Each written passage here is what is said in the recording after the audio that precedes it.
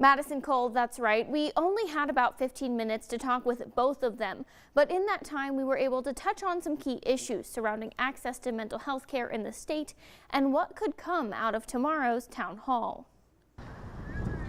At a town hall in this state office building tomorrow afternoon, you have a chance to help DHHS CEO Dr. Steve Corsi and Interim Behavioral Health Director Tony Green improve how Nebraska tackles mental health and the needs of those in crisis. We serve the citizens of Nebraska. There are slightly under 2 million citizens, and we like to say that every one of them is a boss. And as a result of that, it's important that we know what they think. It's important that we know what their challenges and struggles are. The town hall comes after a call for help from Clay Anders, a Lincoln man. Earlier this year, Clay met with Corsi and Green to share the struggles he's been through trying to get help for his brother. They wanted to hear my feedback. They wanted to know what was going on. They wanted to help fix it. Clay's story was one of many shared in the 10/11 documentary, Suffering in Silence, about mental health access in the state. It's just a system that is broken and it's not working, and we need to do more. In our interview with Corsi and Green, we touched on some of Clay's concerns as well as those of other Nebraskans, including why was $15 million cut from the DHHS behavioral health budget and how will that not impact services like they have told us. They say it's because of Medicaid expansion, covering an additional 70,000 Nebraskans. That drove a lot of the surplus of the budgets that were allocated to behavioral health. Over the last 3 years, we have historically had an underspend of about $30 million. And so we did put forth a realignment of the budget to come more in line with what current spending is. We still left a cushion in there of $15 million by only reducing it by 30.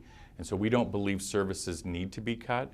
And in fact, we still think there's room to expand services with that additional $15 million that's still preserved in the budget. We also talked about the regional center and wait times they say are slowly improving after being fueled by construction projects and staffing concerns. Our wages since 2021 have gone up over 50% of what they were just a couple of years ago. We authorized an additional 110 FTE or full-time staff that we're putting into the units across campus to beef them up for better treatment and safety and security. And I think we're well on our way to making good progress. Our wait times just since January of 24 have already come down an average of 40 days. Green also said they're working on helping staff feel safer at work at LRC. Overall, Corsi and Green said they both feel the state does a good job with what is offered, but that doesn't mean there isn't room for improvement. Is the behavioral health deserts, the places out across the state where there just isn't a lot of behavioral health access. As Tony mentioned, we need to do better. We have to improve. We also have in some areas of the state, and this could be better, where you can get same-day services for mental health or substance use. And I don't think a lot of people know that or know where to go. And we own that, and we need to do a much better job at selling the good stuff we do, while also focusing on trying to get a bigger workforce in mental health.